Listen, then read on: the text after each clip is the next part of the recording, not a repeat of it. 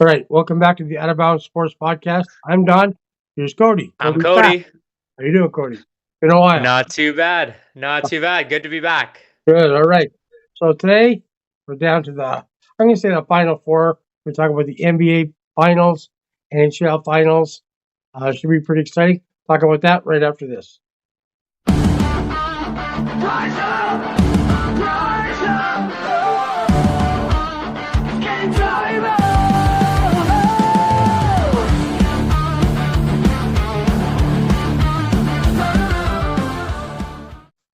All right, Cody. I think we should start with the NBA. You know a bit more about the NBA than I do, so let's start with you.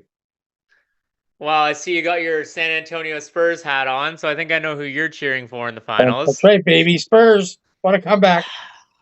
I've always been a neutral party with the NBA, so I've got no dogs in this fight. I think it'll be an exciting one. Um, I'm interested to see how the two teams match up. But either way, like with Wembanyama on the court, it seems as though the Spurs might be unstoppable. So if he can play, sorry, let's preface. So these teams played three times in the regular season. I'm pretty sure the Knicks went 2-1, including one time, including the Emirates NBA Cup, which they won. So they are the Emirates NBA Cup champions. They beat the Spurs, but it's important to note that in that game, Wembanyama only played. I think he was still on a minutes restriction because he had a calf strain earlier in the year.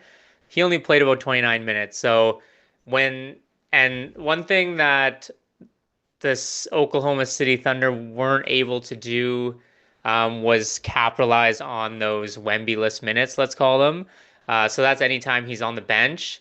That's when you really gotta kind of strike when the iron's hot, and you gotta um, make those runs, those 10-0 runs, 10-2 runs, that kind of thing, where you can build your lead, or if you're down, come back from a lead. Because when Wemby's on the court, he's just a defensive nightmare. He's all over the place. The dude's 7'5". His wingspan reaches like twice as tall. So like when you're trying to shoot over this guy or drive down the lane, put it up, like he's gonna block that all day. So he's kind of like the secret weapon. And if the Knicks, like they've got their small guard Jalen Brunson, who's also a beast, but if he and who they're gonna match up with, but it's really gonna come down to rebounding and who's gonna win those Wemby-less minutes. So I think it could go either way. I think the Spurs are coming off a really grueling series where the Knicks have won 11 in a row at this point since losing to Atlanta in the first round. They've just swept Philly, Cleveland, and now we're here in the finals. So I think if I had to choose, I'd be pulling for the Knicks because I think the Spurs are going to dominate for the next 5 to 8 years. As even their other younger guys like Steven Castle, um, Dylan Harper, and obviously Wemby mature, get older. That team's just going to get stronger, more experienced, uh, and like they're going to dominate an already tough Western Conference. So I'm pulling for the Knicks in this one, but the thing with the Spurs as well is, and my last point here before I'll hand it over to you, or the thing with Wemby is he's a superstar for the people. He loves the game. He's not afraid to um, he's not afraid of the moment. He's not afraid to, get blown past or make a weird shot or look stupid. Like he's out there to play hard. He's out there to win. He's out there to no matter what to win. So, which I like that quality about him. He's not one of those kind of out of touch stars who's, making all the money, dominating all the headlines, and just, you can't relate to him. This guy's he's got true heart for the game, and that's something that's really refreshing to see. So, anyways, I'll hand over to you. What are your predictions here?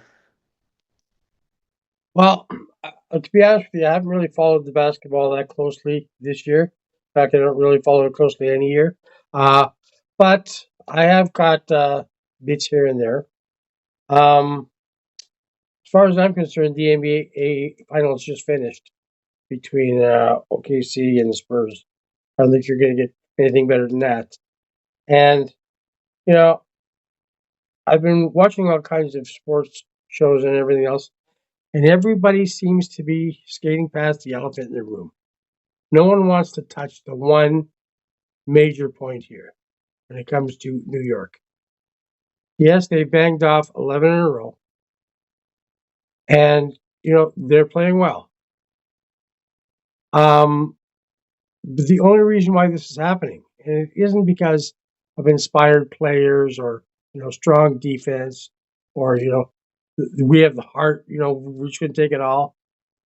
The only reason why they've won 11 in a row is because Danhausen has taken off the curse. That's it. Okay, he gets pissed off. He puts that curse back on. I'm going Spurs, baby, just like that. What do you got for that one? I think you may be on the wrong podcast here. I think you may be mixing this up with Turnbuckle Time Machine, but I didn't. I actually wasn't aware that Danhausen put a curse on What the are Knicks specifically, or specifically the Knicks and uh, Stephen A. Smith? well, he can keep the curse on Stephen A. Smith. I'm okay But with that. but and when he took the curse off, that's when the Knicks just rattled off 11 in a row. Yeah, and like you made a good point to start off there. Yes, I agree, and a lot of people are saying that as well. That when it came down to OKC and San Antonio, that unfortunately was a series that ended too early in the playoffs because, or not too early, but earlier than it should have. Yeah. Because yeah, those are the two best teams, and they were the two best teams all year. They were on a collision course to make it to that Western Conference Finals to have that showdown. And honestly, that series didn't disappoint. Spurs started off hot, 1-0. I think that then OKC won, and then they traded one, and then OKC won two, where they went up 3-2, and then the Spurs Nah, rallied off two to win it, two to finish it off, one and that's one on the true. road, which is pretty crazy. Yeah, So it is. I was um, I was surprised at that actually. yeah, so that in itself, the East historically for the last 10 years or so, um, or even longer than that, has been kind of a little bit more the inferior conference. Have always been a more stacked West Coast, or the better teams are usually coming out of the West Coast. If you look at the Warriors and the Rockets in 2016, 17, 18. Um, and then, the Nuggets have been dominating the last few years. OKC the last 2 years, and now it looks like the Spurs going forward. So, and yeah, the East, like Boston was good. They won the championship 2 years ago, but with her, Jason Tatum got hurt, and but there's not really any other competition. I mean, the Cavs, they had a great regular season last year, and they finished, I think, fifth or sixth this year, but they didn't really have the full talent to go all the way. Um, Boston was not the same this year. Milwaukee fell off a huge. They were kind of one of those top four teams this year, or in the last few years. So, I mean, the East has always been inferior, but if this was the year for the Knicks to make it to the finals, they took advantage of it because all those teams, like I said, were knocked down a peg. So, yeah, we'll see what happens in the finals. Anything can happen at this point. But Spurs got the home court advantage. The game starts tomorrow in San Antonio. So, yeah, it should be a good series. All right, let's switch over to hockey. All right. First of all, I want to expand on the point that you just said about in basketball. When it gets to the playoffs, you can look at the team on paper, and it's obvious which two or four or five teams are going to be there at the end, right? You just have a look. This team doesn't have the horses. This team, no. But in hockey, you look at who should be there, and 9 times out of 10, they're not there at the end. Right? Because now we got Las Vegas Knights who swept the Avalanche. I couldn't believe that 4-game sweep. So that no way against the sneaking up on you Carolina Hurricanes because they're just going through this, minding their own business, just beating everybody. Didn't have a problem. I would like to see Vegas win for a few reasons. This is their ninth season in the NHL. This will be their third finals after being in Stanley Cup Finals their first year. That's crazy. Yeah, I Um, remember that. That was nuts. uh, I would like to see John Tortorella. As far as I'm concerned, he's one of the most underrated coaches in hockey. He gets hired with what 7 games left in the season. He says, "Okay, boys, we're going all the way." Like that's crazy. I've always liked him as a coach, and when he has to speak, you never know what this guy's going to say. Like if he's going to be good mood, bad mood. I like him, but finally, the main reason is I want to see Mitch Marner stick it to the Leafs and to show because while he was here, it's like he doesn't do anything in playoffs. He can't score. Blah blah blah. Goes to Vegas. He's leading the league in playoff points. Could win a Stanley Cup, and it just shows everybody he wasn't the problem. It's these lackadaisical like floaters on the Maple Leafs who don't care enough to win. Or you? Yeah. Um, yeah, there's a couple points I wanted to touch on there. I'll try to remember the first one as I'll circle around, but the Mitch Marner situation, yeah, I completely agree. As a Winnipeg Jets fan living in proximity to the GTA, obviously we're surrounded by tons of Leafs fans, and I mean, hockey Leafs pride runs deep here in southwestern Ontario, and um, all you see are Leafs fans, and like when they're doing well, all you hear about are the Leafs. But and you know what? For the last 7 or 8 years, whatever, since they drafted Austin Matthews, pretty much 10 years. 10 years. they've been in playoff relevancy. Like they've been in the playoffs. Aside from this year, they've been in the playoffs. They've been poised to make deep runs in the playoffs. They've always that's always been it's always been championship or bust basically. Like it's never conference finals or that would never satisfy. I don't even think they ever made it there, No, they didn't. but they were constantly it was championship or bust, and the season always ended. They'd have a great regular season. You know, Matthews would score 60 goals, 50 goals, whatever it was, and then knocked out in the first round, knocked out in the second round, and not just normal knockouts. They were devastating knockouts where they were had the lead and blew it, 3-1 lead, 3-1 lead in the second period in Game 7 or something. You know, like it was always devastating for them.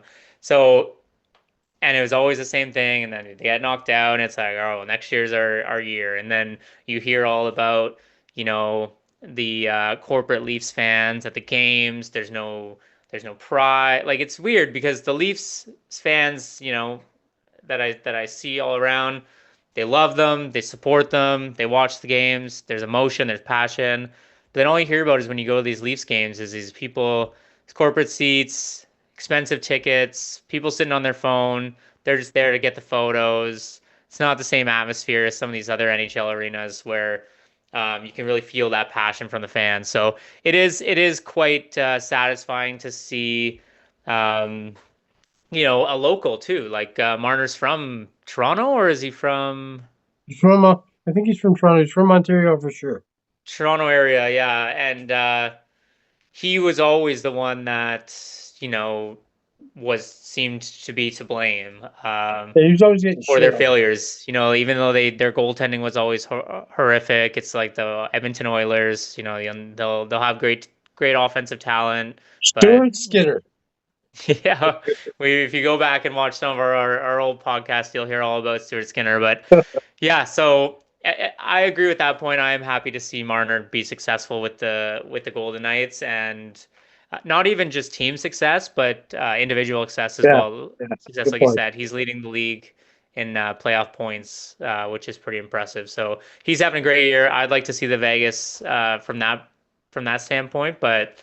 Yeah, like you said, Carolina has been sneaky. Oh, my original point that I wanted to talk about um, was when you were mentioning. So I actually didn't realize that Tortorella took over late in the season, but I guess that makes sense because I saw a stat where the Vegas Golden Knights had a worse record than I think like 6 or 8 teams in the East that didn't even make the playoffs. So they snuck in there over teams that in the other conference that had a better win percentage. But so their comeback's been pretty crazy, and they had some back and forth series with I think they played Utah in the first series, and then was it Anaheim in the second? Yeah, I believe so. Yeah, and then they went on to the to sweep Colorado, which I think Colorado was naturally probably the favorite. Would you agree? Or They were this year's President's Cup champions. yeah, They had more points than anybody. That was a yeah. shock to me. Another interesting stat too I saw was yeah the last time the conference or last time the President's Cup champs won the Stanley Cup I think was your Rangers back in 2013 or 14, right? 1993. Okay, maybe it wasn't that then. 1993, 1994 season. Yeah, If I didn't know any better, I would say, without telling us, Danhausen has put a curse on the President's Cup winner, yeah, and it's a bad thing to win.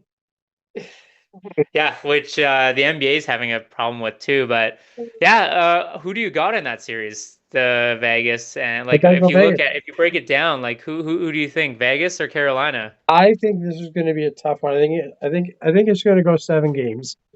Um, because okay, when Carolina played Montreal, they got blown out in the first game. They were out for 10 days. Like, come on. Once they got back into the groove, it was over. Like Yeah, they're just such. They play like such a machine, and they forecheck and forecheck and forecheck, and you just look for an opportunity. They don't have a whole bunch of superstars on the team. One thing that they have, which was lacking for the Maple Leafs, were always stacking with Austin Matthews and Nylander and Tavares and all those other guys. They forgot to get a goalie. yeah, Um, Anderson, who's the ex-Leaf goalie, uh, if if Carolina wins, I wouldn't mind that because then there's another ex-Leaf getting a Stanley Cup.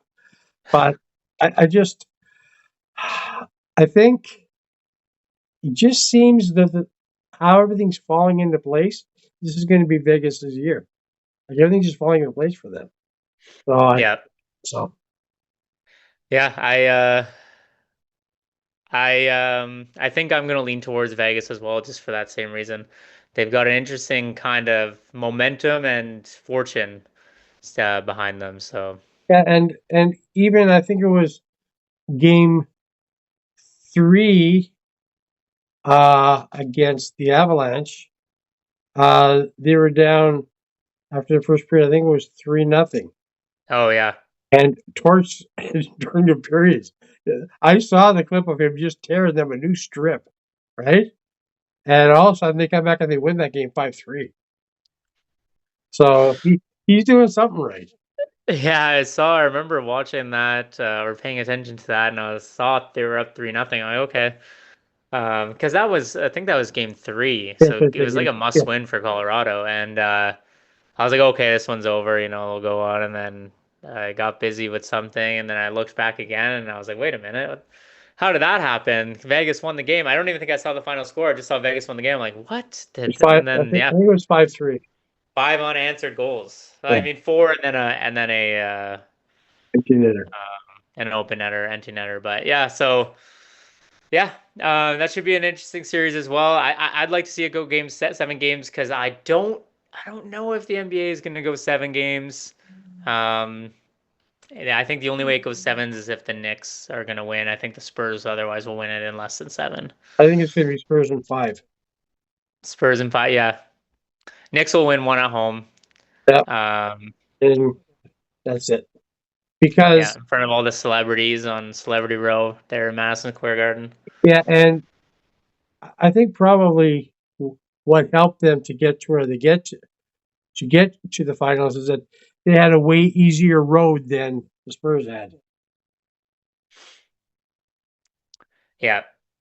Yeah, and like you said, like rest does kind of make a difference. Like you were saying in Carolina, that first game they came out flat. It was kind of the same situation with the Knicks in the Eastern Conference Finals. They were down to Cleveland 20 points, I think, in the fourth quarter, and they actually had a 20-point comeback in the fourth quarter, which is crazy. But they started off that game one flat, and they had been off for 4 or 5 days because they swept the last series, and the Cavs went seven in the previous. So, but this one, I mean, the Knicks have had some extra time off. All their players should be healthy. I know OG Anunoby, who used to be a Toronto Raptor, he's been dealing with some issues, so that extra time will be good for him. Mitchell Robinson. That's another thing is their starting center, who's one of their big rebounders, especially on the offensive glass. Like he just had surgery on his pinky. I know he's expected to play, but that could be a wild card on how he ends up performing. I know he's gonna have like some sort of brace on his hand, so um, that'll be a big difference because he's going to be the one that's kind of be battling Wembanyama. So yeah, time off can be a blessing and a curse. Momentum's a huge thing in the playoffs, especially in these 7 game series. So yeah, I think my final predictions for these two is I think I'm I think I'll go. I know I said I want the Knicks to win. But I think the Spurs will win, and I think Vegas will win. So All right. two West Coast teams. Yeah, I do agree that time off can be a blessing or a curse. I think anything 5 days or less is a blessing. 6 days or more is a curse. Because I Yeah. don't care how much you practice. Practice and the real game is not even the same. It's not even the same league. All right. No. And as you know, I've got Vegas, baby. I got the Spurs. I just don't think I have to tell you that. And we'll see how it goes. All right. I think we're done. You got anything else to add before we go? No, I think that was good. Great to be back on the podcast. All And right. yeah, you'll catch us. What did we say? Bi-weekly, monthly? What are we gonna touch Bi-weekly. base? We'll be back. We'll be Bi-weekly. back So in 2 weeks. we'll touch base at that point. I think both series should still be on no matter. Oh no, they might. Yeah, You actually, I might, think they should both still be on no matter what. As well as the World Cup will have started. So we'll have lots of sports to talk about in 2 weeks for sure. and don't forget this Thursday's kickoff of CFL, Hamilton and Montreal. Um, Oh uh, yeah, I caught a bit of the pregame last week of Ottawa and who was Ottawa playing? it didn't matter. They're going to lose anyways. They're a terrible team. I knew it was pregame because I turned it on and the stands were empty. I'm like, oh, the stands can't already be empty. Well, it's a preseason game. No one goes to the preseason No, game. I know. That's why I was like, okay, this can't be the opener. There's no way. All right. We'll be All back right, in a we'll see you couple in of a couple weeks. weeks. Yep. All Yep. right, everybody. If you like this, subscribe, like, comment, share. Tell us who you think is going to win the NHL and the NBA. We will get back to you. Until that, see you later, Cody. See you in a couple weeks. Bye.